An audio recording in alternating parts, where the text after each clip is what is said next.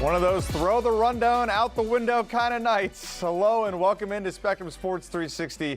I'm Pat Welter. You know, you think you're busy and then you become a parent. Alex Morgan knows what I'm talking about. New mom, NWSL, national team, the Olympics coming up next month. I mean, I'm tired just thinking about it.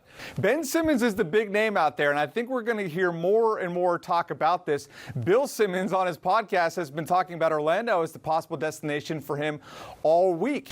Just like the college football playoff, the system works against him and UCF, but that system is changing. Sooner rather than later, the playoff is going to 12 teams.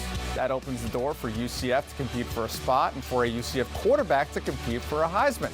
A star is born. Trae Young, monster night, monster third quarter. That was part of a 19-8 run for the Hawks, and they weren't done.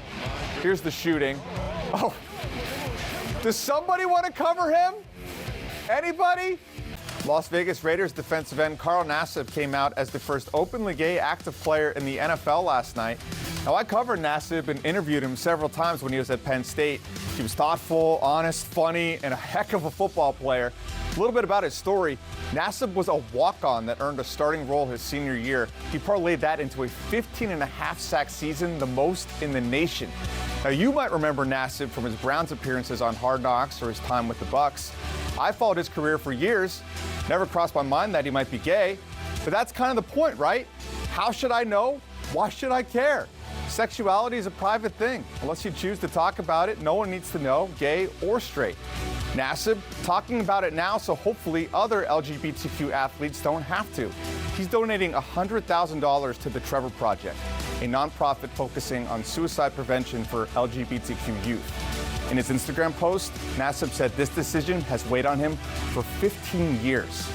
Now, I've covered and played sports my whole life. I know male locker rooms can be a homophobic place sometimes. The best way to cure that is to confront the fear. Nassib is an NFL player. He's gay. It's a story today. Hopefully it won't be tomorrow. He should be able to play the game he loves and love who he loves too. That's the walk-off. This is Spectrum Sports 360. Have a great night.